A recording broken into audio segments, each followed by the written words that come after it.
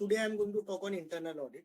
In internal audit, we are going to discuss about purchase audit. आपने सुना ही होगा कि ऑडिट में आपको बोलते हैं परचेज का audit, purchase audit. But purchase audit is also like it is also called as P2P cycle audit, or it is called procurement to payment cycle audit, or it is, you can also say as purchase to payment audit. So purchase audit is called P2P cycle audit. अभी P2P cycle audit के कुछ सब processes है जो हम लोग understand करेंगे कि क्या क्या सब प्रोसेस है P2P ऑडिट के. सो P2P ऑडिट स्टार्ट होता है परचेज रिक्वेस्ट से, स्टार्ट होता है और पेमेंट तक एंड होता है. ओके. कभी कोई कंपनी में ऐसा भी होता है कि आपका जो ERP सिस्टम है कहाँ पे, कहीं पे PR से स्टार्ट होता है, या तो कहीं पे PR मीन्स परचेज रिक्वेस्ट, कहीं पे परचेज रिक्वेस्ट से स्टार्ट होता है, या तो कहीं पे इंडेंट से होता है. P2P साइकिल का जो फ्लो है, सो हम अंडरस्टैंड करेंगे कि P2P साइकिल का जो फ्लो है वो स्टार्ट होता है इंडेंट्स टू पेमेंट और परचेज रिक्वेस्ट टू पेमेंट. ये क्लियर हुआ कि P2P साइकिल के अंदर क्या क्या आता है. अभी P2P साइकिल में परचेज रिक्वेस्ट आता है, कोटेशन आता है, कोटेशन के बाद परचेज ऑर्डर आता है, परचेज ऑर्डर के बाद GRN के बाद QC अप्रूवल, QC अप्रूवल के बाद AP इनवॉइस, और AP इनवॉइस के बाद payment. Debit note credit note भी इसमें कवर होता है, but debit note credit note is like हर एक, नॉट नेसेसरी कि always debit note credit note हो, बट होता ही है, जनरल बिजनेस प्रैक्टिस है तो डेबिट नोट क्रेडिट नोट होता है. बट इस साइकिल के अंदर ये पूरा फ्लो, अगर हर ये फ्लो में आप जो देख रहे हो स्क्रीन पे, ये हर एक चीज एक के बाद एक के बाद एक होनी चाहिए. सो इसे कहते हैं परचे P2P साइकिल. पहले हम समझेंगे इंडेंट क्या होता है. बेसिकली फ्रेंड्स, इंडेंट वो होता है जो आप कोई रिक्वेस्ट रेस करता है, यूजर रिक्वेस्ट रेस करता है स्टोर डिपार्टमेंट को कि उसे कोई मटेरियल चाहिए, आइदर प्रोडक्शन करने के लिए चाहिए, प्रोडक्शन डिपार्टमेंट रेस करेगा तो प्रोडक्शन के लिए, मेंटेनेंस डिपार्टमेंट रेस करेगा फॉर एग्जांपल उसको कोई स्टोर्स एंड स्पेयर्स चाहिए, या इलेक्ट्रिकल आइटम्स चाहिए, या उसको स्टोर्स एंड स्पेयर्स में बेरिंग हो गया, वॉल्व्स हो गए, डिफरेंट जो भी स्टोर्स एंड स्पेयर्स में जो भी आइटम लगता है, वो जो रेस करेगा उस फॉर्म को कहते हैं परचेज रिक्वेस्ट, सॉरी उसे कहते हैं इंडेंट. अब स्टोर डिपार्टमेंट वाला क्या करेगा, ये फ्लो होके इंडेंट आएगा स्टोर डिपार्टमेंट के पास. स्टोर डिपार्टमेंट वो चेक करेगा, फिजिकली अवेलेबल है तो सर्विस कर देगा. सर्विस का मतलब है कि वो मटेरियल उसको दे देगा यूजर डिपार्टमेंट को जिसने रिक्वेस्ट रेस किया है. अगर समझो वो मटेरियल नहीं है तो उसको क्या करेगा, वो इंडेंट को कन्वर्ट करेगा परचेज रिक्वेस्ट में, और वो परचेज रिक्वेस्ट जाएगी परचेज डिपार्टमेंट. परचेज डिपार्टमेंट के परचेज डिपार्टमेंट में एक नोटिफिकेशन आएगा, या तो अभी अगर आपके पास पूरा सिस्टम नहीं है कोई कंपनी के अंदर, तो या तो उन लोग ईमेल के थ्रू उसे फॉरवर्ड करते होंगे, या फॉर्म्स का यूज करते होंगे, एक्सेल फॉर्म्स का यूज करते होंगे, उससे वो रिक्वेस्ट स्टोर वाले परचेज वाले के पास जाती होगी. अब परचेज वाला क्या करता है कि वो देखेगा और उसके लिए वो कोटेशन फ्लोट करेगा. अब दो तरह से होता है कि कोटेशन फ्लोट कौन से लेवल के अमाउंट के लिए कोटेशन फ्लोट होता है. फॉर एग्जाम्पल, अगर हम मतलब कंपनी का पॉलिसी क्या बोलता है, कंपनी का पॉलिसी ये बोल रहा है कि 25,000 के ऊपर अगर प्रोक्योरमेंट कर रहे हो एक आइटम का, तो उसमें आपको 3 कोटेशन लेने हैं. इधर 25,000 के नीचे है तो एक कोटेशन में भी काम हो जाएगा. तो ये कंपनी का SOP डिफाइंड होना चाहिए. अगर कंपनी का डिफाइंड नहीं है तो ये एक ऑब्जर्वेशन पॉइंट बनेगा आपका इंटरनल ऑडिट के अंदर. एग्जाम्पल के लिए हम समझ लेते हैं कि आप जो कंपनी का ऑडिट कर रहे हो वहां पे SOP भी है और वहां पे कोटेशन भी है. अभी क्या कोटेशन, जो न्यू अंडरस्टैंडिंग जिसको नहीं पता, कोटेशन ये चीज होता है कि जैसे फॉर एग्जाम्पल आप अमेजोन में जाते हो, अमेजोन में जाके आप ये चेक करते हो, ओके, कि अमेजोन पे आप चेक करते हो,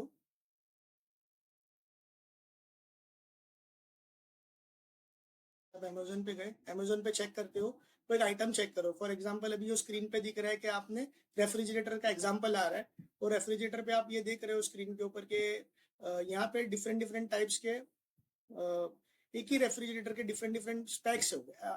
एग्जाम्पल के लिए आप ले लो कि ये कोटेशन आपने फ्लोट किया हुआ है और 6 वेंडर ने आपको डिफरेंट प्राइजेस दिए हुए हैं.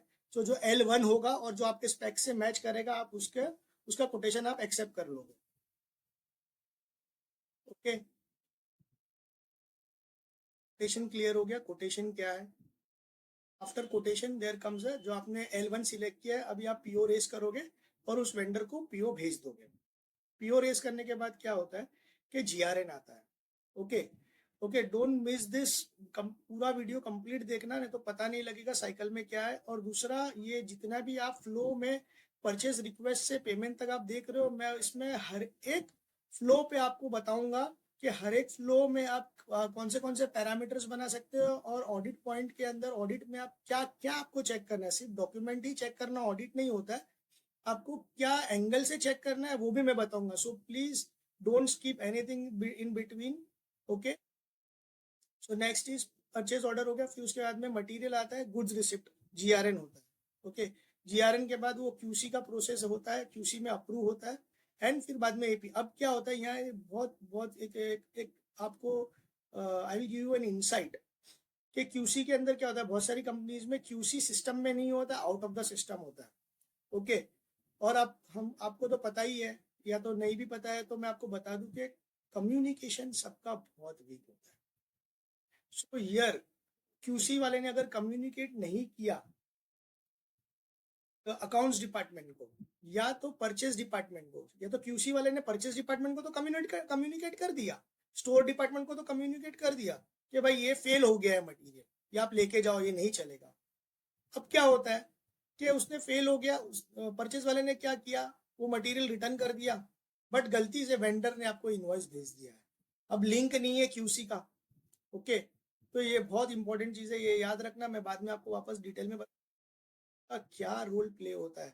तो क्यूसी के बाद आता है एपी इनवॉइस। एपी इनवॉइस के बाद सारे डॉक्यूमेंट्स रहेंगे, सब चीज रहेगा, तो पेमेंट वाला अकाउंट्स पेएबल, जो अकाउंट्स पेएबल की टीम होती है वो उसे पेमेंट कर। तो now you are clear with K P to P cycle का फ्लो क्या होता है। अब हम नेक्स्ट लर्न करेंगे कि पी टू पी साइकिल के बाद जब आप एक्चुअल ऑडिट करने जाते हो तो आपको क्या इन्फॉर्मेशन मांगनी है, क्या क्या डिटेल मांगनी है क्लाइंट के पास से या ऑडिटी के पास से। सो देर इज अ, अब प्रोक्योरमेंट टू पे में सबसे एक और इम्पोर्टेंट जो मास्टर होता है, ऐसे तो इसमें प्रोक्योरमेंट टू पे के अंदर मास्टर एक आएगा, वेंडर मास्टर होता है, आइटम मास्टर होता है, बट आइटम मास्टर हम अलग से कवर करेंगे। इसमें हम लोग अभी वेंडर मास्टर कवर करेंगे। वह वेंडर मास्टर क्या होता है कि आपको उसका चेक करना है कि कंप्लीटनेस है कि नहीं उसमें, वेंडर मास्टर का। फिर उसका वैलिडेशन चेक करना है कि कुछ पॉइंट्स ऐसे हो कि उसमें वैलिडेशन है कि नहीं। फिर आपको चेक करना है कि वेंडर मास्टर के अंदर जो मास्टर्स है उसमें डुप्लीकेशन चेक करना है। ओके, सारी चीज मैं बताऊंगा कि डुप्लीकेशन कौन से फील्ड पे आपको क्या फिल्टर लगा के डुप्लीकेशन चेक करना है, कैसे डुप्लीकेशन चेक करना है। देन आपको क्या करना है, आपको वो वेंडर मास्टर कब कब कौन से पीरियड पे टाइमली अपडेशन हुआ है कि नहीं हुआ है, उसमें क्या कितने अमेंडमेंट्स हुए हैं एक बार वेंडर मास्टर अप्रूवल होने के बाद, उसके लॉग्स की चेकिंग करनी। ओके, अभी आप कोई क्लाइंट के पास जाते हो तो आपको क्या मांगना है, उसके पास सिर्फ सबसे पहले उससे डिटेल लेनी है, ask for the SOP. Okay, आपने एसओपी उससे मांगना है। एसओपी में आपको क्या चेक करना है कि check periodic review system of SOP, कि पीरियोडिकली एसओपी रिवाइज की है कि नहीं की है। कि ऐसा है कि 2 साल पहले का उस पर डेट लिखा हुआ है और आज 2 साल के बाद भी आप सेम एसओपी फॉलो कर रहे हो, तो ऐसा तो पॉसिबल ही नहीं है, क्योंकि बिजनेस के dynamics every year, every half yearly, every monthly change हो। आपको चेक करना है कि आपने कब एसओपी, कंपनी ने कब एसओपी रिवाइज की थी, लास्ट रिवाइज डेट क्या है। अगर वो revise date more than an year है, ओके, और 1-2 साल से उसको रिव्यू नहीं किया गया है, तो वो आपको एक ऑडिट पॉइंट बनेगा। फिर आपको ये चेक करना है कि वो एसओपी में जो लिखा हुआ है वो सेम चीज कंपनी फॉलो करती है कि नहीं करती। ओके, वो हम देखेंगे कैसे आपको पता लगेगा कि कैसे आप क्या क्या चेक पॉइंट्स चेक करने हैं, जिससे आपको पता लग जाएगा कि एसओपी कंपनी फॉलो करती है कि नहीं। उसमें कौन बहुत सारे ऐसे पॉइंट्स होंगे जिससे आपको पता लगेगा। फिर verify policy for service purchase orders, क्योंकि हम सबसे ज्यादा क्या होता है कि मटेरियल का तो एसओपी और ज्यादा करके ऑडिट के अंदर आप चेक करते हो, बिकॉज वो ज्यादा अमाउंट होता है, बड़ा अमाउंट कवर करता है, सबसे ज्यादा कॉस्ट उसी का होता है, इसलिए ज्यादा करके मटेरियल वाले एसओपी के ऊपर परचेस ऑडिट के ऊपर ध्यान दिया जाता है। बट सर्विस के ऊपर भी आपको चेक करना है कि सर्विस परचेज ऑर्डर्स है कि नहीं सिस्टम में, और उसका कंट्रोल क्या रखा है कंपनी ने। फिर दूसरा आपको क्या करना है, कंपनी का प्रोसेस जानना है एसओपी लेने के बाद, एसओपी रीड करने के बाद कि क्या होता है एग्जैक्टली। फिर आपको एसओपी में हर एक जो एक्टिविटीज मैंने आपको यहाँ पे जितनी भी आपने एक्टिविटीज देखी, वेंडर मास्टर, परचेज रिक्वेस्ट, ये तो ये हर एक के स्टेक होल्डर्स अलग अलग है। वेंडर क्रिएशन कोई और करता है, परचेज रिक्वेस्ट कोई और डाल रहा है, कोटेशन करने वाला कोई और है, जीआरएन करने वाला कोई और है, क्यूसी में कोई और, क्यूसी का बंदा कोई और है। ये भी आप चेक करोगे, ऐसा तो नहीं है कि ओवरलैपिंग है किसी के अंदर, या कोई क्यूसी वाला जो काम कर रहा है क्यूसी भी कर रहा है और जीआरएन भी कर रहा है, तो सेग्रीगेशन ऑफ ड्यूटी के हिसाब से वो एक पॉइंट बनेगा, आपका ऑब्जर्वेशन पॉइंट आएगा कि जीआरएन करने वाला अलग होना चाहिए और क्यूसी अप्रूव करने वाला अलग होना चाहिए। आपको पता है क्यों? क्योंकि जो जीआरएन कर रहा है वो रिजेक्टेड माल भी हो गया तो भी फिर भी उसको रिजेक्ट नहीं करेगा। कि अगर if there is hands in gloves और तो ये प्रॉब्लम हो जाएगा। तो इसके लिए हर एक ड्यूटी, हर हर स्टेक होल्डर हर एक ड्यूटी के लिए अलग अलग होना चाहिए। Then next is check the procedure. आपको चेक करने के बिलो प्रोसीजर्स कंपनी में है कि नहीं है। वेंडर मास्टर करने के लिए क्रिएशन ऑफ फॉर्म है क्या, कि वेंडर मास्टर क्रिएट कैसा होता है। एक फॉर्म फिल करके परचेस डिपार्टमेंट आपको फॉर्म फिल करके देता है। कौन से डॉक्यूमेंट्स कलेक्ट करते हो जब आप वेंडर से फॉर्म फिल करके लेते हो, तो उसमें लिखा होगा कि ये डॉक्यूमेंट चाहिए। जैसे फॉर एग्जांपल, अगर वेंडर से हम कुछ खरीदेंगे तो हम उसको पेमेंट करेंगे। जब वेंडर को पेमेंट करेगा तो उसका बैंक डिटेल लगेगा, तो बैंक डिटेल कैसा लिया गया हुआ है, कैंसिल चेक लिया गया है कि खाली फॉर्म किसने भर दिया है, तो रॉन्ग भी हो सकता है, तो कैंसिल चेक लेना बहुत जरूरी है। फिर वेंडर कोड ऑटोमेटिक क्रिएट होता है सिस्टम में कि आप वेंडर कोड्स डालते हो, फिर उसको क्या जीएल असाइन किया गया है वेंडर को उस वेंडर के अंदर, वो देखना है। सेकेंड दिन आता है परचेज रिक्वेस्ट। इंडेंट किसने रेस किया, ये सारे प्रोसेस का तो फ्लो हम लोग ने कवर कर चुके हैं कि कोटेशन कंपैरिजन में क्या है कि फ्लो इंक्वायरी फ्लो टू हुई कि नहीं, कलेक्शन ऑफ कोटेशन किया है कि नहीं, कलेक्ट का कोटेशन कंपैरिजन स्टेटमेंट बनाया है कि नहीं। ये सारे डॉक्यूमेंटेशन की बात चलेगी, कौन से डॉक्यूमेंट आप कौन से लेवल पे आप जब चेक कर रहे हो, इतनी सारी एक्टिविटी P2P साइकिल का ऑडिट कर रहे हो, तो इसमें सब प्रोसेसेस है। उसमें आपको कौन से डॉक्यूमेंट लेना है। अब परचेज ऑर्डर के अंदर परचेज ऑर्डर क्रिएट कौन करता है, अप्रूव कौन करता है, पीओ अमेंडमेंट हुआ तो अमेंडमेंट के बाद वो अप्रूवल में गया कि नहीं गया। फिर वेंडर को कम्युनिकेशन कैसे किया जाता है, वाया ईमेल किया जाता है, सिस्टम ऑटोमेटेड है कि आपने पीओ बनाया अप्रूव किया तो सीधा शूट हो जाएगा, या आप ईमेल के थ्रू उसको भेजते हो या व्हाट्सएप पे भेजते हो। What is the medium of sending a purchase order to vendor. Then जब इनवर्ड आता है तो इनवर्ड का रजिस्टर है कि नहीं, जीआरएन का कि नहीं। Then there is a QC process कि सैम्पलिंग फॉर क्यूसी करके स्टोर के अंदर एक अलग से एरिया बनाया जहाँ पे क्यूसी सैंपल करने के लिए अंडर एनालिसिस करके डिमार्केशन किया हुआ है, जिसको क्वारंटाइन एरिया भी कहते हैं। तो क्वारंटाइन एरिया में सैम्पलिंग वाला मटेरियल रखा हुआ है कि मतलब जो हमने इन्वर्ट किया है उस मटेरियल को क्वारंटाइन एरिया में रखा है कि डायरेक्ट नॉर्मल एरिया में रख दिया है। Then QC inventory and what is the report of rejection report. तो रिजेक्शन रिपोर्ट है कि नहीं कंपनी के पास। एपी इनवॉइस बुकिंग सिस्टम, तो कलेक्शन ऑफ इनवॉइस मतलब इनवॉइस कैसे आते हैं अकाउंट्स डिपार्टमेंट के पास। ओके, और इनवॉइस का बुकिंग का क्या स्टेटस है, और इनवॉइस बुकिंग कौन करता है, और इनवॉइस बुकिंग कितने मतलब there is then it will come into a parameter of checking के अगर इनवॉइस कितने जीआरएन होने के कितने दिन बाद इनवॉइस बुक हो रही है। देन इनवॉइस के बाद में आता है कि system of outstanding payable report, कि वो क्या है सिस्टम है उसमें, कोई अप्रूवल का जरूरत है पेमेंट करने के लिए, या फिर कैसा सिस्टम ऑटोमेटिकली हाईलाइट करता है कि एज पर ड्यू डेट ये पेमेंट ये आउटस्टैंडिंग को पे किया जाए। उसका रिपोर्टिंग का सिस्टम क्या है। ओके, ये सारी बात हुई अपने डॉक्यूमेंटेशन कलेक्शन की कि आप कौन से डॉक्यूमेंट कलेक्ट करेंगे। तो फटाफट एक रिकैप कर लेंगे कि क्या क्या डॉक्यूमेंट्स आप कौन से लेवल पे कौन से डॉक्यूमेंट कलेक्ट करेंगे और चेक करना है। तो परचेज रिक्वेस्ट में आपको इंडेंट रजिस्टर लेना है। कोटेशन में आपको कोटेशन कंपैरिजन की सारी शीट्स लेनी है जो आप फिर सैंपल निकालने के बाद जो आप चेक करने वाले हो। परचेज ऑर्डर में सारे पर पीओ रजिस्टर लेना है आपको सिस्टम से चेक करने के लिए। जीआरएन के अंदर जीआरएन रजिस्टर लेना है सिस्टम से। क्यूसी के अंदर क्यूसी का रिपोर्ट लेना है सिस्टम से कि कौन से चीज जिसको आपको ऑडिट करना है। इनवॉइस बुकिंग का सिस्टम से रिपोर्ट लेना है। एपी पेमेंट का सिस्टम से रिपोर्ट लेना है। अब ये साइकिल जो आप ये साइकिल देख रहे हो, अगर आपके पास ईआरपी है तो आप ये भी डिमांड कर सकते हो कंपनी के पास से कि मुझे एक कंटिन्यूस फॉर्मेट, एक ये फॉर्मेट में मुझे रिपोर्ट दीजिए कि जिसमें परचेज रिक्वेस्ट भी आए परचेज रिक्वेस्ट के पास कोटेशन भी है, बट एक चीज ध्यान रखिए, जो सबसे इंपॉर्टेंट चीजें जो हमेशा मिस हो जाती है लोगों से जब भी वो रिपोर्ट मांगते हैं, वो रिपोर्ट मांगते हैं पीआर से रिपोर्ट मांगते हैं, लेकिन नहीं, हमको एपी इनवॉइस से रिवर्स वे में रिपोर्ट मांगनी है। क्लियर है? एपी इनवॉइस से रिवर्स वे में रिपोर्ट मांगनी है, पीआर से रिपोर्ट नहीं जनरेट करनी है। उसका रीजन है क्योंकि एपी इनवॉइस जब बुक होगा जब भी ही आपका परचेज बुकिंग होता है सिस्टम के अंदर। ओके, फाइनेंशियल इंपैक्ट कब आता है? जीआरएन के ऊपर एक फाइनेंशियल इंपैक्ट आता है और एपी इनवॉइस पे फाइनेंशियल इंपैक्ट आता है। तो आप जब परचेज का ऑडिट कर रहे हो या पी2पी साइकिल का ऑडिट कर रहे हो, आप जो रिपोर्ट मांग रहे हो तो आपको मांगना है पी इनवॉइस से पीछे।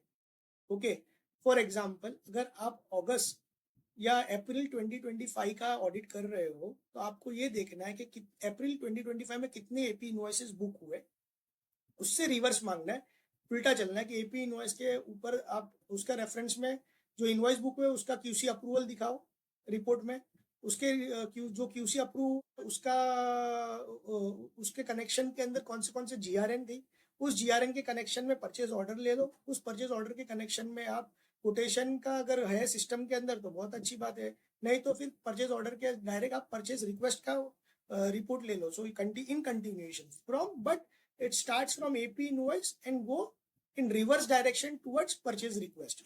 Okay, so it's very clear. फिर से आ जाते हैं अब आपको क्या करना है, आपको सिस्टम के गैप्स चेक करना है। ओके, अब सिस्टम में कहाँ कहाँ गैप होते हैं, देखो क्या होता है कि एकदम very again I will go to this flow only because ये फ्लो बहुत इंपॉर्टेंट है। अब क्या होता है सिस्टम के अंदर कि सिस्टम ने अगर बराबर से सारे वैलिडेशंस नहीं लगाए हैं, जैसे कि बहुत बार ये होता है कि गुड्स रिसिप्ट हो जाता है बट परचेज ऑर्डर नहीं है। ओके, कभी कभी ऐसा भी हो जाता है कि कंपनी ने क्या किया, परचेज वाले ने अपने मन से परचेज ऑर्डर बना दिया, उसका किसी ने रिक्वेस्ट ही रेज नहीं किया था। ये भी बहुत बड़ा कारण है इन्वेंट्री ब्लॉकेजेस का, बिकॉज किसी ने रिक्वेस्ट ही नहीं की, पीओ परचेज वाले ने खुद ने अपने अपना अपना आप अपने ओन पीओ बना दिया, क्यों? क्योंकि उसका पीआर नहीं है। सो ये सारे जो गैप्स है ये आपको ऐसे चेक करने हैं कि क्या सिस्टम में क्या गैप है, कि पीओ बन गया है बट पीआर नहीं है। ओके, जीआरएन बन गया है लेकिन पीओ नहीं है। इनवॉइस कैसे बनाने दिया सिस्टम में जब जीआरएन ही नहीं है? तो ये सारे जो स्मॉल स्मॉल गैप्स है सिस्टम, ये स्मॉल स्मॉल गैप्स नहीं है, ये रेवेन्यू लीकेजेस वाले गैप्स है सिस्टम के अंदर।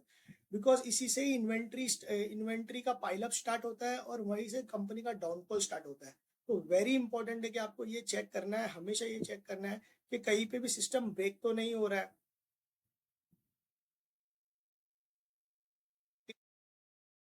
सारे सिस्टम के गैप से जो आपको समझ के करने हैं।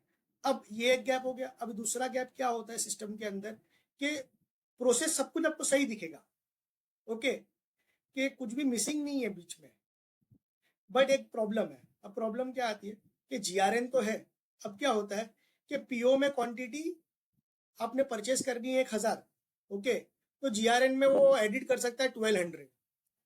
ओके, पीओ तो मैंने 1000 का रेस किया है, अप्रूवल भी सिस्टम है उसके अंदर, बट आपके आपके सिस्टम में एक फ्लॉ है जो आपकी क्वांटिटी को एडिट करने देता है। परचेज वाले ने बात किया वेंडर के साथ में, वेंडर ने बोला ठीक है यार 1000 ने मैं 1200 भेजूंगा, उसने बोला ठीक है यार मेरा टारगेट है, टारगेट मेरा कंप्लीट करा दो।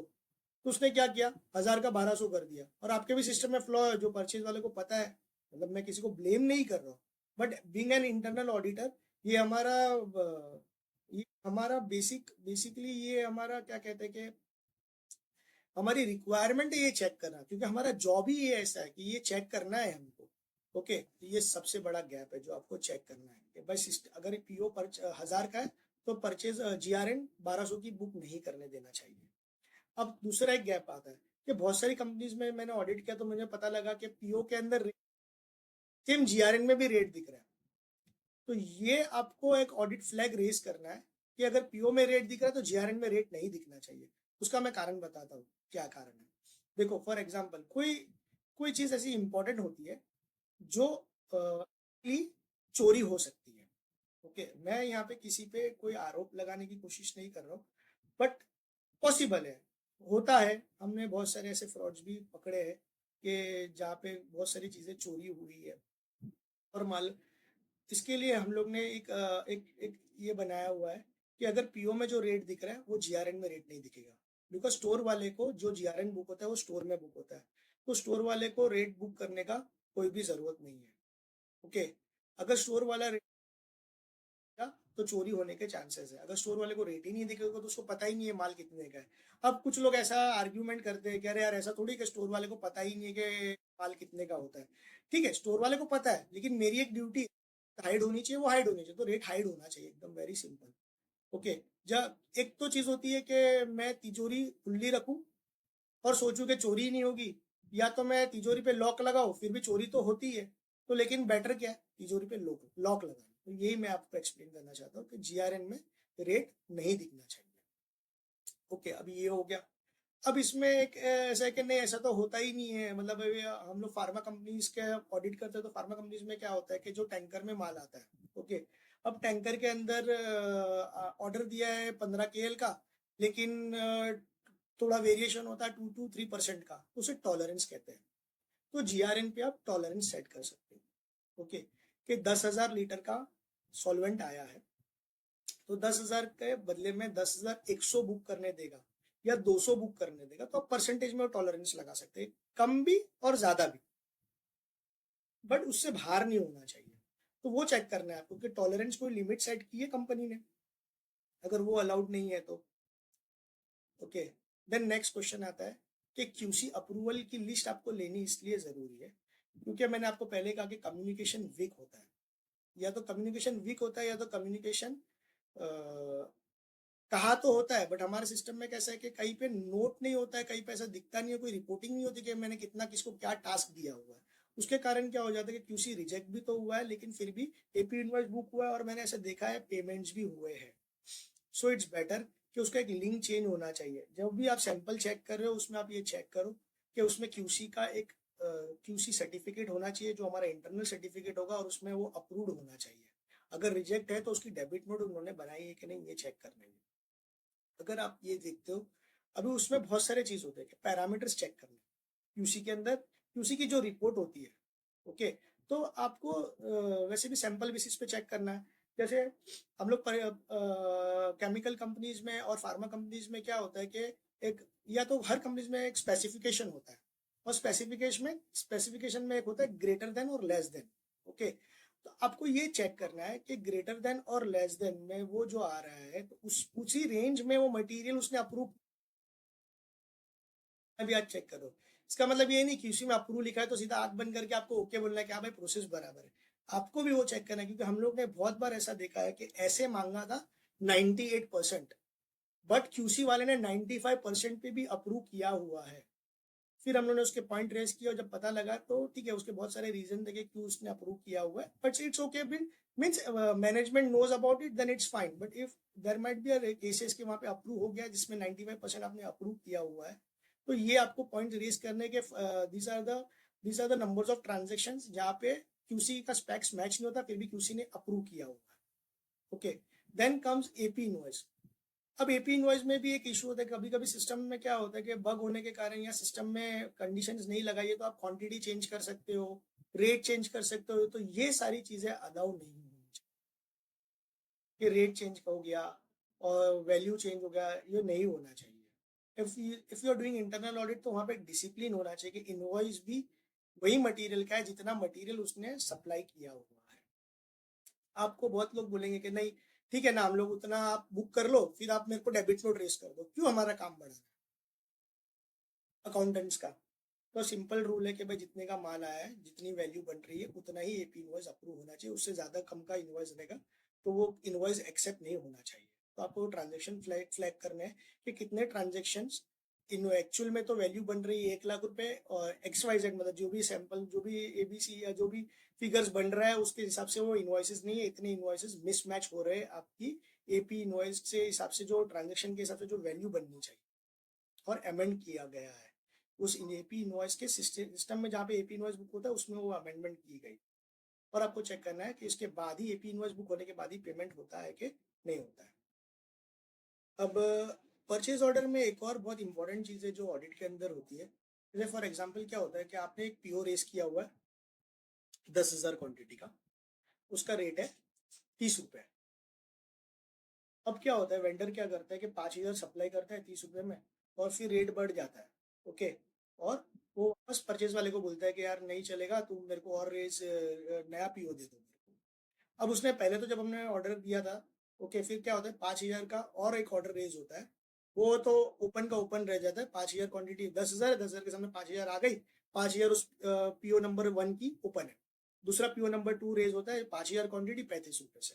ओके, तो ये बहुत बड़ा ऑडिट पॉइंट, आप ये मतलब ये आप भी इस पॉइंट को ऑब्जर्व करके एक ऑडिट पॉइंट रेज कर सकते हो कि क्या होता है कि कंपनी के अंदर जो परचेज डिपार्टमेंट है, वो अपना जो पीओ दिया है वो फुलफिल कराने की कैपेसिटी नहीं रखता है वेंडर के पास से। क्यों? आपने क्या किया, जो चीज आपको 30 रुपए में मिल रही थी वो आपको 5 रुपए महंगी खरीदनी पड़ी। तो 5 × 5,000 करोगे तो कितना हो गया, तो 15,000 रुपए का कंपनी का नुकसान हो गया। This you can highlight to management अगर ये ऐसा कुछ हो रहा है। Okay, so you need to check कि परचेज ऑर्डर पूरे फुलफिल, अगर हम ऑर्डर रेस करते हैं तो पूरे फुलफिल हो रहे हैं कि नहीं। तो क्या है कि आप ये चेक करो कि परचेज ऑर्डर मोर देन 90 डेज है क्या।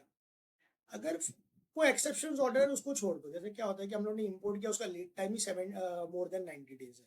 जो भी ऑर्डर, जो भी पीओ का lead time more than 90 days है, उसे एक्सक्लूड कर दो, और जितने भी बाकी के जो पीओज है जो मोर देन 90 डेज है, उसका आप ऑडिट पॉइंट रेस कर सकते हो कि ये पीओ अभी तक ओपन क्यों है, आपने अभी तक ये पीओ क्यों क्लोज। फॉर एग्जाम्पल अगर 90 डेज का उसका उसका लीड टाइम भी कम है और आपने पीओ भी रेस किया है, तो क्या हो सकता है ना कि वो पीओ जो सामने वो माल भेज देगा जो आपको नहीं चाहिए, आपका स्टॉक पाइल अप हो जाएगा। तो आपको ध्यान रखना है, ओपन परचेज ऑर्डर मोर देन 90 डेज का पॉइंट रेस करना है, जो एक ऑडिट, एक अच्छा इंटरनल ऑडिट का पॉइंट बनता है। और ऐसे बहुत सारी कंपनीज में हम लोग ने मोर देन 90 डेज वाले पीओ क्लोज कराए हैं, और उसी के कारण हम लोग ने इन्वेंट्री जो है वो इन्वेंट्री कंट्रोल में किया हुआ है। अब क्या होता है कि वो पीओ तो ओपन है, ओके, जब तो माल आया नहीं, सेल्स ऑर्डर भी आ गया सामने वाले के पास, अभी क्या हो रहा है कि हम लोग ने उसको सेल्स ऑर्डर दिया नहीं, हमारा तो सेल्स ऑर्डर क्लोज हो गया, क्योंकि हम लोग ने माल नहीं दिया, उसने किसी और से माल ले लिया, लेकिन अपना पीओ ओपन था, हम लोग ने पीओ दे के रखा था वेंडर को। अब वेंडर माल भेज देता है तो ये माल मैं बेचू किसको, जो सेल्स ऑर्डर के सामने मैंने पीओ परचेज ऑर्डर रेज किया था, मुझे माल टाइम पे नहीं मिला, लेकिन सामने वाले को अर्जेंट था, उसने किसी और से ले लिया, तो अब ये स्टॉक तो मुझे ही रखना पड़ेगा। तो जितने भी मोर देन, आप चेक करो कंपनी कौन सी है, आप 45 डेज का अगर क्राइटेरिया बैठता है तो 45 डेज के बाद वो पीओ क्लोज होना ही चाहिए। अगर आप कोई डिस्ट्रीब्यूटर का ऑडिट कर रहे हो, ओके, उस डिस्ट्रीब्यूटर के ऑडिट में तो आप एकदम क्लियर कट रख दो कि अगर समझो उसका लीड टाइम ही 7 डेज है सारे आइटम्स का, अगर लीड टाइम 7 डेज है, अगर with in that lead time material नहीं मिल रहा है, तो पीओ ऑटोमेटिक क्लोज होना चाहिए सिस्टम में। And then it becomes the responsibility and accountability of purchase head कि वो वेंडर को बताए, या तो जो उसके नीचे जितने भी उसका डाउनलाइन या उसके सबॉर्डिनेट्स है वो इन्फॉर्म कर दे, इंटीमेट कर दे वेंडर को कि भाई आपने माल टाइम पे नहीं दिया, इसलिए हम लोग ये परचेज ऑर्डर को क्लोज करते हैं। तो आप इन्वेंट्री पाइलअप से आप कंपनी को बचा सकते हो इंटरनल ऑडिट को। Okay, so it is very important कि आप ओपन परचेज ऑर्डर का भी रिव्यू करो। और analysis of short closure of purchase order तो मैंने एक्सप्लेन कर ही दिया कि short closure of purchase order क्यों है, और वो शॉर्ट क्लोजर के कारण आपको कितना नुकसान हो जाता है, और वो नुकसान आपको हाईलाइट करना है मैनेजमेंट। अब जब आप P2 की साइकिल को ऑडिट कर रहे हो, तो आपको 360 डिग्री ऑडिट करना। ओके, तो आपको क्या करना है कि 360 डिग्री ऑडिट में क्या होता है कि आपको ये भी चेक कर लेना है कि जो पेमेंट आ रहा है, ठीक है, तो उसमें कौन से एक्ट लगते हैं, जैसे अभी नया MSMED एक्ट आ गया है, उस MSMED एक्ट को भी आपको कवर कर लेना है उसमें, कि वो जितने भी हम स्मॉल या माइक्रो एंटरप्राइजेस से कुछ परचेस कर रहे हैं, तो उसको विद इन 45 डेज में कंपनी पेमेंट कर रही है कि नहीं कर रही है। अगर नहीं कर रही है तो आपको ये मैनेजमेंट को हाईलाइट करना है, बिकॉज वो एट द ईयर एंड में वो ऐड हो जाएगा प्रॉफिट में, और आपको उस पर इनकम टैक्स भरने को आएगा। देन आपको क्या करना है कि आपको ये चेक करना है कि आपने 180 डेज हो गए, आपने क्रेडिट ले लिया, 180 डेज हो गया, पेमेंट नहीं किया है, तो उसको रिवर्स करना है, तो वो कैलकुलेट करके भी आपको इम्पैक्ट दिखाना है। बेसिकली इंटरनल ऑडिट में, परचेज ऑडिट में आपको इम्पैक्ट दिखाना है कंपनी को कि कहाँ कहाँ पे कंपनी का पैसा जा रहा है। अब आपने प्रोक्योर तो कर दिया, आपने पेमेंट नहीं किया उसको टाइम पे, आपका रिवर्स हो जाएगा GST ITC. GST ITC reverse होगा तो आपको, जब आप सेट ऑफ कर रहे हो, जब आप नॉक ऑफ करने वाले हो मंथ एंड में output liability versus input liability, तो ये आपका बैठ जाएगा। आपका इनपुट जो क्रेडिट है उसको कम कर देगा उतने अमाउंट से, क्योंकि आपने 180 डेज के ड्यूरिंग 180 डेज से ज्यादा हो गया और आपने उसको ड्यूरिंग 180 डेज पेमेंट नहीं किया हुआ है। देन नेक्स्ट आप एनालिसिस करो कि payment outstanding more than 90 days, advance payment outstanding more than 90 days और payment outstanding more than 90 days. अब ये भी चेक कर सकते हो कि कोई एडवांस दिया है आपने, ओके, जो मटेरियल 90 डेज है तो 60 डेज में आ जाना चाहिए था, लेकिन फिर भी वो मटेरियल नहीं आया है। So that is also again a cost to a company, क्योंकि अगर आप फाइनेंस पे चल रहे हैं, आपने सीसी लिमिट लिए हुए है तो आप इंटरेस्ट पे कर रहे हो। अगर मटेरियल टाइम पे नहीं आता तो आपका प्रोजेक्ट एस्केलेट होगा, प्रोजेक्ट एस्केलेट आपके प्रोजेक्ट की कॉस्ट बढ़ेगी। तो this is also a very good point two highlight कि इतनी सारी वैल्यू आपने एडवांस पे की है लेकिन आपको मटेरियल टाइम पे नहीं मिला है। उसका रीजन आप कलेक्ट कर सकते हो परचेज डिपार्टमेंट से, and that could be also in from that point also you can calculate a impact कि कंपनी के बैलेंस शीट पे, पीएनएल पे क्या इम्पैक्ट आया, प्रॉफिट पे क्या, कितने अमाउंट का इम्पैक्ट आया है उससे। Then you can see purchase price trend. Okay, अब परचेज प्राइस ट्रेंड आपको देखना चाहिए कि कौन से टाइम पे क्या प्राइस चल रहा है और कितना रेट फ्लो, कितना प्राइस, कौन से प्राइस पे कंपनी मंगाती है। और मतलब परचेज प्राइस ट्रेंड में आप क्या देख सकते हो, आपको क्या एक्चुअली देखने मिलेगा। आपने in the month of April कुछ प्रोक्योर किया है, मतलब 30 अप्रैल को आपने प्रोक्योर किया, जो आपको मिला 30 रुपए से, और आप देख रहे हो कि मई की 2 तारीख को आपने 35 रुपीज से वापस पीओ रेस किया हुआ है। जब आप मई की 2 तारीख को 5 रुपए ज्यादा क्यों पीओ रेस कर रहे हो कंपनी, अप्रैल की 30 तारीख को भी वो सेम अमाउंट, सेम क्वांटिटी का पीओ रेस कर सकता था सेम वेंडर से। ओके, तो this all will is a point of, मतलब वो इंटरनल ऑडिटर कितना शार्प है उसके ऊपर। तो ये सारे ट्रिक्स है या ये सारे इंसाइट्स है कि जहां से आप एक ऑडिट पॉइंट्स बना सकते हो। मतलब इससे आपको, आप बहुत अच्छे इंटरनल ऑडिटर बन सकते हो। क्यों, आप 30 तारीख को भी रेस कर सकते थे, आपने 5 रुपए ज्यादा खर्च कर रहे हो उसके लिए। भाई देन आपको पता लगेगा प्लानिंग प्लानिंग का प्रॉब्लम है, तो वो सिंपल वही निकल जाएगा, प्लानिंग का प्रॉब्लम है, प्लानिंग ठीक करनी होगी उनको। बट आप इतना, आप इंटरनल ऑर्डर का काम है कि भाई इम्पैक्ट दिखाना। अगर प्लानिंग ठीक नहीं कर रहे हो, आपने 5 रुपए रेस किया, तो ऐसे सारे परचेज ऑर्डर चेक करो कि 2 दिन के बाद आपने रेस किए हुए हैं पीओ, और रेट का वेरिएशन क्या है। वही चीज आप 2 दिन पहले अगर पीओ प्लेस कर देते और आपको कितना इम्पैक्ट है, तो उसका भी आप इम्पैक्ट कैलकुलेट करके कंपनी को दिखा सकते हो कि देखो इसके कारण आपका, आपके आपके फाइनेंशियल्स पे, आपके प्रॉफिट एंड लॉस अकाउंट पे क्या इम्पैक्ट आया है। तो वो भी इम्पैक्ट आप कैलकुलेट करके कंपनी को दिखा सकते हो। Now you can also do a benchmarking of import purchase. Okay, ये क्या होता है, ये बहुत अच्छा, मतलब बहुत बढ़िया, मतलब बहुत इंटरेस्टिंग है कि कंपनी कर रही है कि नहीं बेंचमार्क। ओके, इसलिए मैंने कहा था कि प्लीज वो वीडियो पूरी देखना, तो आपको बहुत एक से एक चीज आपको मैं बताने वाला हूँ इस वीडियो के अंदर। अब बेंचमार्किंग कर रही है कि नहीं कंपनी। ना व्हाट इज बेंचमार्किंग, अब किससे करोगे। देखो दूसरी कंपनी का तो डेटा आपको मिलेगा नहीं, बट इम्पोर्ट का डेटा मिलता है। आप भी इंपोर्ट कर रहे हो, दूसरे वेंडर्स भी है, जो दूसरे कस्टमर्स भी है या दूसरे कंपनीज भी है मार्केट में जो इंपोर्ट कर रही है।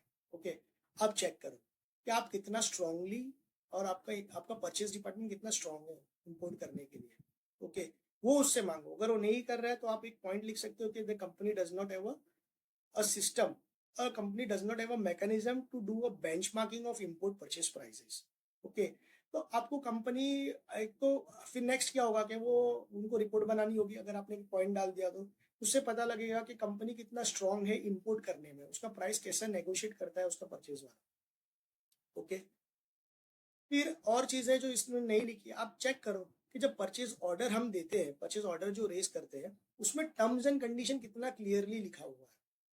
ओके, तो उसमें सारे जो स्टैंडर्ड टर्म्स एंड कंडीशन तो होते ही है, बट कुछ टर्म्स एंड कंडीशन ऐसे भी होने चाहिए जैसे non standard terms and condition है, जो मैंने बहुत सारी कंपनीज में वीक देखा है और वो होता ही नहीं है। मैंने मैंने मेरे एक्सपीरियंस में उन्होंने एक टर्म है कि अगर आपने इतने दिनों में सप्लाई नहीं किया, ओके, तो मैं किसी और से ये परचेज करूंगा। अगर मैं किसी और से परचेज करता हूँ, उसका रेट जो बढ़ता है, डिफरेंस डिफरेंस अमाउंट में आपको डेबिट करूँ। टर्म है जो नहीं होता है। इंटरेस्ट इंटरेस्ट वाले वो सारे टर्म तो बहुत नॉर्मल है, वो होते ही है। ये टर्म मिसिंग होता है। ठीक है, आप बोलोगे तो कोई अपने को दे देगा, लेकिन आप साइलेंटली तो परचेज ऑर्डर के अंदर डाल सकते हो। करो तो आपका एज ए इंटरनल ऑडिटर आपका वैल्यू एडिशन होगा कंपनी के अंदर। फिर दूसरा ये है कि आपने अगर एक आप सिर्फ परचेज सिर्फ मटेरियल का परचेज नहीं होता है, बहुत सारे प्रोजेक्ट्स बनते हैं, तो प्रोजेक्ट्स के टर्म्स एंड कंडीशन रीड करो कि प्रोजेक्ट्स में टर्म्स एंड कंडीशन सारे इंपॉर्टेंट टर्म्स एंड कंडीशंस लिखे हैं कि नहीं। एक टर्म्स एंड कंडीशन होता है कि अगर समझो डिस्प्यूट हो गया, अगर आप महाराष्ट्र में हो, आपकी कंपनी महाराष्ट्र में है और जो आपका वेंडर है वो गुजरात में है, ओके, और कोई डिस्प्यूट हो गया और ये केस गया कोर्ट में, ओके, तो आप चेक करो कि आप जब उसको कॉन्ट्रैक्ट साइन कर रहे हो तो उसमें जूरिसडिक्शन महाराष्ट्र होना चाहिए, ना कि गुजरात। क्योंकि आपको गुजरात जाना पड़ेगा, वहां पे आपको केस करना पड़ेगा। अगर महाराष्ट्र लिखा हुआ है तो आप महाराष्ट्र में उसको केस करोगे तो उसको यहाँ आना पड़ेगा, समझ रहे हो, आपका खर्चा बढ़ेगा। तो ये आप बहुत सारे ऐसे वैल्यू एडिशन वाले पॉइंट्स है। अभी तो चैट जीपीटी भी आ गया है कि आप कौन से पॉइंट्स उसके ऊपर यूज कर सकते हो। आपको मैंने बताया था कि एक promptness.in करके एक वेबसाइट है, बता देता हूँ मैं आपको। इस करके ये वेबसाइट है, यहाँ पे एक प्रॉम्प्ट मिलेगा आपको जो आपको स्मार्ट बनाएगा कि ऑडिट कैसे स्मार्टली करते हैं और क्या क्या चीज़ आप उसमें कर सकते हो। जैसे यहाँ पे एक प्रॉम्प्ट है, ये हायर टू रिटायर का है, हाँ ये P2P, ये प्रॉम्प्ट आप यूज़ करके बहुत सारी चीज़ें और सीख सकते हो और डिटेल में आप ऑडिट कर सकते हो कि आपको डिटेल में आपको ऑडिट पर करना है, डिटेल में आप ऑडिट कर सकते हो। ये प्रॉम्प्ट यहाँ से लेके आप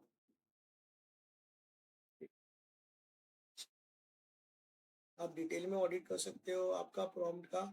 या तो आपको भी पता, आपको आइडिया आएगा कि एक्चुअल के अंदर आप क्या क्या कौन से प्रॉम्प्ट यूज करके और कैसे स्मार्ट ऑडिटर बन सकते हो। बेसिकली इंटरनल ऑडिट तो सभी के लोग करते हैं, लेकिन हमें कुछ डिफरेंट करना है। हमें वैल्यू एडिशन करके देना है कंपनीज को, कि कंपनी को कैसे पता लगे। ठीक है, ओके, अब ये हो गया सारा कंपनी। अब वेंडर मास्टर, वेंडर मास्टर में मैंने आपको कहा था कि आपको डुप्लीकेशन कैसे चेक करना है। देखो, वेंडर के नाम अलग अलग होंगे हमेशा, क्योंकि एक नाम से तो नहीं बनाएगा अगर कुछ होगा तो आपको डुप्लीकेशन चेक करना है पैन कार्ड नंबर पे। ये क्या होता है कि कंपनी क्या करती है, 3 कोटेशन लेती है, एक ही वेंडर अलग अलग नाम से 3 कोटेशन देता है। मैंने ये देखा हुआ है, मैंने ये एक्सपीरियंस किया हुआ है। एक ही वेंडर है, उसके नाम अलग अलग है, कि वेंडर 3 कोटेशन देता है। आपको चेक करना है कि वो जो वेंडर मास्टर में जो वेंडर रजिस्टर्ड है उसके पैन कार्ड कितनी बार आपको दिख रहे हैं एक्सेल के अंदर, आपको फिल्टर करके देखना है। आपको कंडीशनल फॉर्मेटिंग लगानी है और आपको पता लगेगा कि पैन कार्ड नंबर्स कितने हैं। डुप्लीकेट जीएसटी नंबर्स पे आपको लगानी है। कभी कभी ऐसा होता है पैन कार्ड नंबर और जीएसटी नंबर डुप्लीकेट नहीं होता है, बहुत स्मार्ट हो गए हैं, वेंडर्स भी बहुत स्मार्ट हो गए हैं, ओके, जैसे ऑडिट होता है तो उनको भी पता लग गया है। आपको मोबाइल नंबर पे देखना है। मोबाइल नंबर आप देखोगे तो मोबाइल नंबर डुप्लीकेट आ रहा है, इसका मतलब क्या है, ये वेंडर सेम ही है। और मैंने ऐसा देखा हुआ है कि चिलर का, मुझे याद है एक एक्सपीरियंस है मुझे कि चिलर का कोट लिया था कंपनी ने, और वो तीनों के तीनों कोट एक ही वेंडर से आए थे। आपको चेक करना है वेंडर मास्टर का ऑडिट करते वक्त। वेंडर मास्टर का ऑडिट करते वक्त आपको एक और कॉम्बिनेशन चेक करना है जो बहुत ज़्यादा इंपॉर्टेंट है। और मैंने लगभग जितना भी मैंने एक्सपीरियंस में ऑडिट किया हुआ है तो 50% ऐसा पता ही लगा है कि जो एम्प्लॉय होता है कंपनी का, उसने खुद ने भी अपनी कंपनी ओपन की होती है और वो कंपनी खुद ही अपनी कंपनी को ऑर्डर देता है। तो जो कंपनी में वो एम्प्लॉयड है वहां से वो ऑर्डर लेता है और खुद की कंपनी को वो ऑर्डर देता है। अब वो भी स्मार्ट हो गए, वो अपने नाम पे नहीं खोलता है वो कंपनी, ओके। तो आपको क्या करना है, बेसिकली आपको जितने भी परचेज वाले हैं उनसे तो एक डिस्क्लोजर लेना है कि भाई उन लोग का कोई ये नहीं है, ओके। डिस्क्लोजर लेने के बाद अभी रूल हो तो हो ही गया कि जितने भी एम्प्लॉयज होते हैं जो भी काम करते हैं, तो अगर लिस्टेड होता है तो उसमें पैन कार्ड नंबर देना होता है, सबमिट करना होता है, क्योंकि वो आप खुद इंटरनल परचेज तो नहीं कर रहे हो शेयर्स का। तो वैसे ही सेम चीज आपको बोल के एम्प्लॉय से भी अपनी वाइफ का, मदर का, फादर का और बच्चों का ये पैन कार्ड अगर है तो पैन कार्ड नंबर लेना है, आधार कार्ड नंबर लेना है, उनका नाम लेना है और आपको मैच लगाना है वेंडर मास्टर में, चेक करना है। मैंने ये देखा हुआ है 50% कंपनीज में एम्प्लॉय खुद ने अपनी कंपनी चालू की है जिस अपने एम्प्लॉयर को नहीं बताया है, और उन्होंने अपनी कंपनी चालू की है और चालू करके अपनी खुद की कंपनी को उन्होंने ऑर्डर पास ऑन किए हुए हैं. So these are all the value addition points. These are all the actually points which an internal auditor should check. Okay. एक और पॉइंट आप चेक कर सकते हो कि जैसे फॉर एग्जांपल कुछ इंपॉर्टेंट मटेरियल है. ओके या फॉर एग्जांपल मैं आपको दूं कि मैंने ना लैपटॉप के केस में ऐसा किया था कि कंपनी के आईटी टीम ने लैपटॉप बाई किया था और वो सेम लैपटॉप सेम स्पेसिफिकेशन हम लोग ने दूसरे वही वेंडर से बात करके कॉल करके उसका भी आइडिया देता हूँ कैसे किया था. हम लोग ने खुद ने अपना एक फेक कंपनी बनाया हुआ है जो इंडिया मार्ट पे रजिस्टर किया हुआ है, उसमें नंबर डाला हुआ है. उससे हम लोग ने कॉल करके उसको उसको बोला कि हमको ये लैपटॉप चाहिए, ये स्पेसिफिकेशन चाहिए, हमको प्राइस दो.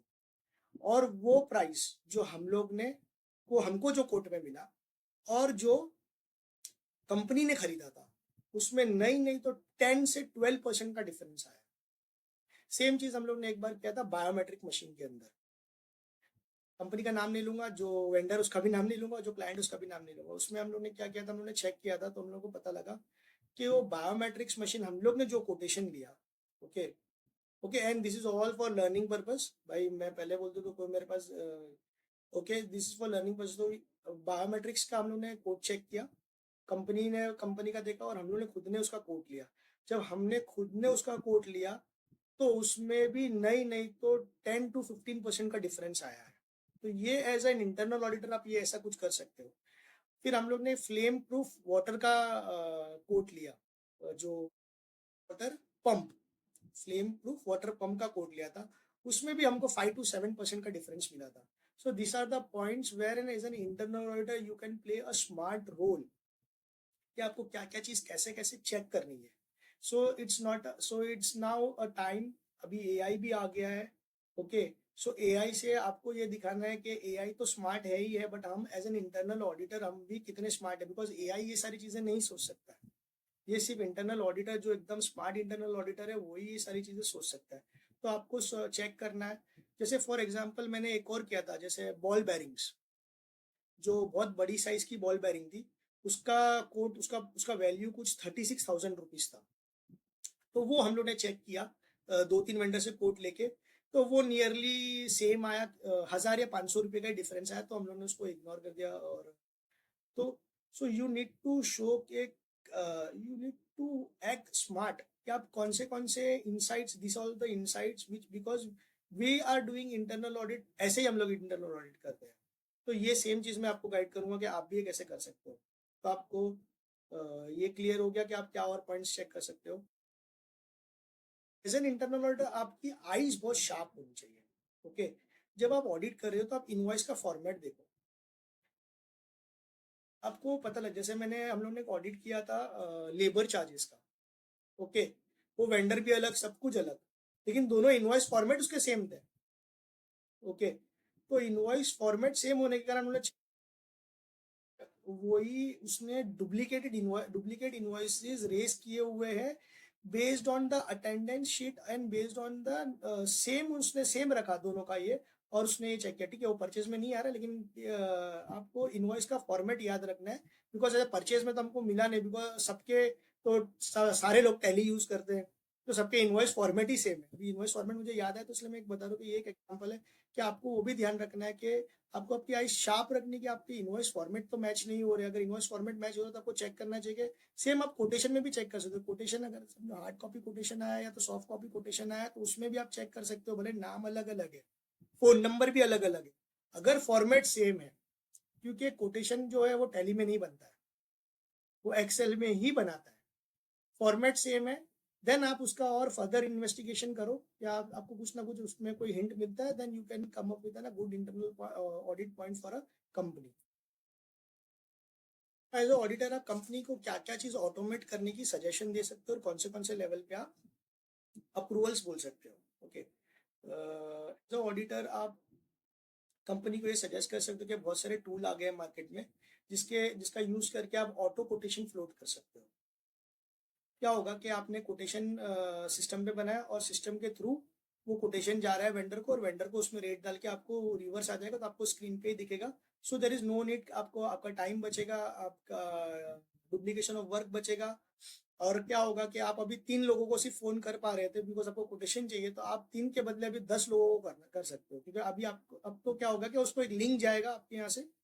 ओके, वो कोटेशन के आप देख लीजिए कि कौन सा टूल है जो मैं जो आप खुद भी गूगल कर सकते हो, या आप एआई को पूछो, वही बता देगा कि कौन से कोटेशन के ऑटोमेशन टूल आ गए, जो आपको बताएगा कि भाई ये सारे टूल यूज करके आपके कोटेशन को आप, फिर उसी कोटेशन के अंदर परचेज ऑर्डर भी होता है, तो परचेज ऑर्डर भी ऑटोमेट हो जाएगा, ऑटोमेट हो सकती है। अब इसमें बहुत सारे चीजें का इंडिकेटर्स ऑटो कर सकते हो, जैसे अगर जीआरएन हुआ तो क्यूसी वाले को इंडिकेटर चल जाएगा कि भाई ये मटेरियल इन हुआ है, तो सैम्पलिंग के लिए वो अपने जूनियर को भेजे और सैम्पलिंग करा दे। ऐसे बहुत सारे एपी इनवॉइस भी आप ऑटोमेट कर सकते हो, लेकिन सिस्टम बहुत सारे कंपनीज है जो, या आप छोटी कंपनी मतलब कोई मिड साइज मीडियम कंपनी का ऑडिट कर रहे हो तो वहाँ पे नहीं पॉसिबल है। ये high company, high level companies जहाँ पे सब कुछ हाई लेवल पे हो रहा है, तो उधर पे आप एपी इनवॉइस भी ऑटोमेशन करवा सकते हो कि सारे प्रोसेसेस अगर हो गए हैं बराबर से, क्यूसी भी अप्रूवल सिस्टम के अंदर है, तो आप एपी इनवॉइस भी ऑटोमेट करा दो।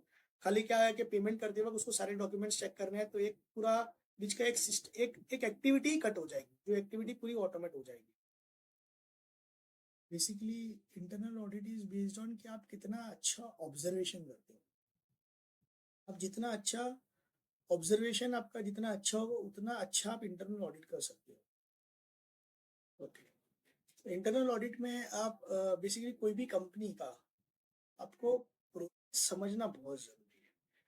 अगर एक बार आप पूरी कंपनी का प्रोसेस समझ जाते हो, तो आपको ये पता लग जाता है कि इंटरनल ऑडिट करते वक्त आपको आपको ये पता लग जाएगा कि कहाँ कहाँ पे मिस्टेक होने के चांसेस है यहाँ, और या तो कहाँ कहाँ पे प्रोसेस के लैप्स होने के चांसेस है, या प्रोसेस का गैप होने के चांसेस है। ओके, अगर आप कोई फार्मा कंपनी का ऑडिट कर रहे हो, तो आप समझिए कि फार्मा में परचेज के क्या क्या इंपॉर्टेंट पॉइंट्स होते हैं। मटेरियल का अलग से समझिए। फिर परचेज हम क्या क्या चीज करते हैं, देखो परचेज में हम रॉ मटेरियल करते हैं, परचेज हम फिनिश गुड्स करते हैं, परचेज हम स्टोर्स एंड स्पेयर्स करते हैं, जो स्टोर्स एंड स्पेयर्स में आता है। परचेज हम सर्विसेज करते हैं। ओके, उसके सारे कॉन्ट्रैक्ट्स है कि नहीं वो चेक करो। परचेज में आप जो प्रोजेक्ट्स होते हैं, बड़े बड़े प्रोजेक्ट्स, उसमें भी प्रोक्योरमेंट होता है, उसमें मटेरियल का प्रोक्योरमेंट होता है, लेकिन आप वो पूरा कॉन्ट्रैक्ट रीड करो कि कॉन्ट्रैक्ट क्या कहता है। मैंने बहुत सारी कंपनीज में देखा हुआ है, प्रोक्योरमेंट मतलब परचेज ऑडिट करते वक्त मशीन तो प्रोक्योर कर लिया, बट उसमें रिटेंशन वाला क्लॉज ही नहीं है। अब रिटेंशन क्लॉज क्या है कि फॉर एग्जांपल कि आपने वेंडर ने ये प्रॉमिस किया है कि ये मशीन आप यूज करोगे तो इसका इतना यील्ड आएगा, बट एक्चुअल में जब आप यूज कर रहे हो तो उतना उसका यील्ड ही नहीं आ रहा है। बेसिकली बहुत सारी कंपनीज मैंने देखी है कि वो पेपर वर्क में बहुत वीक होते हैं, बहुत वीक होते हैं। तो आप वो सारे रिस्क एरियाज जो है जो पेपर वर्क के होते हैं, वो आप आइडेंटिफाई करके आप मैनेजमेंट को गाइड कर सकते हो, मैनेजमेंट को अवेयर कर सकते हो कि ये सारे जो टर्म्स एंड कंडीशंस होते हैं ये क्यों इम्पोर्टेंट है। जैसे मैंने आपको एक टर्म्स एंड कंडीशन कहा कि अगर आप मटेरियल नहीं सप्लाई करते तो डिफरेंस हम आपको डेबिट करेंगे। वैसे ही यील्ड का एक हो गया कि 10% आप हम आपका 10% 20% रिटेन करके रखेंगे 1 साल के लिए, कि परफॉर्मेंस गारंटी उसके उसे कहते हैं। परफॉर्मेंस गारंटी कि भाई इतना आप परफॉर्मेंस नहीं करेगा तो मैं कहाँ जाऊंगा। Okay, then there should be अभी हर बार ऐसा होता है कि सर्विस वेंडर्स है, ओके, बहुत साल से सर्विसेज दे रहे हैं लेकिन उसके कॉन्ट्रैक्ट्स नहीं होते हैं। सर्विसेज तो दे रहे हैं लेकिन फिर क्या होता है कि रिपोर्ट बेस्ड रिपोर्ट प्रोवाइड करना चाहिए, तो देखो तो रिपोर्ट्स नहीं होते हैं उनके। बहुत साल से सर्विसेज दे रहे हैं, मैनेजमेंट के साथ में अच्छा रिलेशन हो गया है, ओके, बट उसके कॉन्ट्रैक्ट्स नहीं होते हैं। सो ये सारे गैप्स होने चाहिए कि आप एकदम एग्जैक्टली आप देखो कि परचेज के अंदर एक तो टर्म्स एंड कंडीशंस जो है वो बराबर है कि नहीं है हमारे सारे। तो प्रोक्योरमेंट इज नॉट ओनली कि वो प्रोसेस बराबर फॉलो हो रहा है कि नहीं। प्राइस इम्पैक्ट्स दिखाइए आप मैनेजमेंट को कि वैल्यू इम्पैक्ट कितना क्रिएट हो रहा है अगर प्रोक्योरमेंट डिपार्टमेंट आपका बराबर नहीं है तो अगर आप देखो तो कोई भी कंपनी का पीएनएल उठा के देख लो, तो प्रोक्योरमेंट उसमें क्या होता है कि procurement he plays at least 50% of the वो 50% प्रोक्योरमेंट 50% रोल प्ले करता है कोई भी कंपनी के पूरे पीएनएल का जो डेबिट साइड होता है। ओके, मतलब एक्सपेंस साइड जो होता है पीएनएल का, ओके, खर्चा जिसे कहते हैं, 50% तो होता ही है मिनिमम। अगर इंजीनियरिंग कंपनी है तो 85% पकड़ लो। ओके, तो 50% जो वैल्यू है वो आप चेक करो कि वो कैसे 50% के अंदर कहीं पे सेविंग करने का कोई ऑप्शन है क्या, जो परचेज वाले ने ये कर दिया है। हाँ, आप एक और चीज ऑडिट कर सकते हो कि प्रोक्योरमेंट में क्या ऑर्डर्स जो जाते हैं वो डिस्ट्रीब्यूट करके बराबर जाते हैं कि नहीं। ऐसा तो नहीं कि एक ही वेंडर को सारे ऑर्डर्स जा रहे हैं और हमेशा उसी से कम प्राइस आ रहा है, तो ऐसा कैसे पॉसिबल है। मेन है क्या, रिलेशन बना के रखना बहुत जरूरी है। क्योंकि समझो एक वेंडर है, ओके, वो कुछ मटेरियल सप्लाई कर रहा था, मैंने देखा कि मटेरियल सप्लाई करता है हमेशा वही देता है, और दूसरा एक वेंडर है इसका प्राइस थोड़ा सा ज्यादा होता है, तो कंपनी उसको ऑर्डर नहीं देती थी। उसमें क्या हो गया कि वो उस वेंडर का प्लांट बंद हो गया। अब जब वो सेकंड कंपनी के पास जाता है, वो उसने तो रिलेशन ही नहीं बनाया। ओके, रिलेशन नहीं बनाया तो उससे क्या हो गया, जब वो सेकंड कंपनी के पास ऑर्डर ऑर्डर प्लेस करता है, तो वो 100% तक हम लोग ने देखा है कि 100% तक चार्ज किया हुआ है उन्होंने। Why? Because company has not maintain the relationship during the time. Okay, so यही नहीं सोचना है कि सारा का सारा हर चीज में कॉस्ट ऑप्टिमाइजेशन हो। नहीं, तो वो भी देखना है कि भाई कंपनी बराबर से डाइवर्सिफिकेशन ऑफ वेंडर्स किया है कि नहीं किया है। ओके, मैं आपको एक आइडिया दूंगा। आप ये भी चेक कर सकते हो कि प्रोक्योरमेंट पैटर्न कैसा होना चाहिए। ओके, डिटेल में समझते प्रोक्योरमेंट पैटर्न क्या क्या होता है, किस वेंडर से ज्यादा खरीदा जा रहा है, कौन से आइटम फ्रीक्वेंटली परचेज हो रहे हैं, किस टाइम पीरियड में बल्क प्रोक्योरमेंट होता है, मतलब सीजनल है और प्रोजेक्ट बेस्ड। ओके, तो दैट कि आप कंपनी को एडवाइस कर सको कि देखो ये पीरियड में आपका बल्क प्रोक्योरमेंट था, अभी प्राइस कम है, तो आप इसको परचेज करके रख लो सस्ते में। किस अप्रूवल अथॉरिटी या डिपार्टमेंट के थ्रू मोस्ट परचेज हो रहे हैं।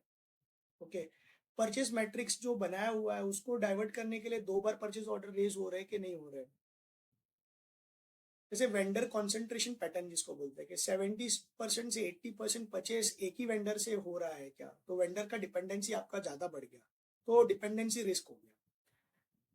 फिर आपका स्पेंड कैटेगरी पैटर्न कैसा है, ये हर बार आपका जो स्पेंड कैटेगरी मतलब आईटी का स्पेंड बढ़ रहा है, रॉ मटेरियल का कौन सा कॉस्ट एलोकेशन इशू बराबर है कि नहीं है, कौन सो सीजनल या फेस्टिव सीजन पे बल्क ऑर्डर दे रहे हैं और वर्किंग कैपिटल स्ट्रेस आ रहा है, तो इसको कैसे आप उसको मैनेज कर सको। फिर ज्योग्राफिकली पैटर्न क्या है, लोकल वर्सेस इंटरनेशनल का मिक्स क्या है, ये सारी चीजें आपको देखनी है प्रोक्योरमेंट पैटर्न के थ्रू। ये आप चैट जीपीटी पे भी डालोगे तो वो भी आपको बहुत डिटेल में एक्सप्लेन कर देगा कि प्रोक्योरमेंट पैटर्न में क्या क्या चीज होता है। और उसके साथ आप एक और चीज ऐड कर लियो, procurement pattern and risk, give me the risk, तो वो पूरा डिटेल में आपको एक्सप्लेन कर देगा कि प्रोक्योरमेंट पैटर्न और उसके साथ में रिस्क क्या क्या हो सकता है। I would like to thank you friends. और ऐसे परचेज ऑडिट पे, इनसाइट्स पे मैं और भी बहुत सारे वीडियोस आगे फ्यूचर में बनाऊंगा। सो अगर आपको मेरा वीडियो पसंद आया है तो प्लीज़ लाइक करें, और प्लीज़ चैनल को सब्सक्राइब करें। Thank you. और इस I would like to give a disclaimer, like जो भी वीडियो के अंदर एग्जांपल्स दिए गए हैं या तो चोरी की बात की गई है या तो कुछ, तो मतलब इट्स नॉट लाइक के किसी पे डाउट, किसी को ये यहाँ पे बुरा या भला बताया जा रहा है। बट ये मैं बताने की कोशिश कर रहा हूँ कि इंटरनल ऑडिटर का जॉब क्या होता है, इंटरनल ऑडिटर का जॉब क्या होता है, और इंटरनल ऑडिटर बेसिकली कैसे कंपनी को वैल्यू एडिशन करके दे सकता है।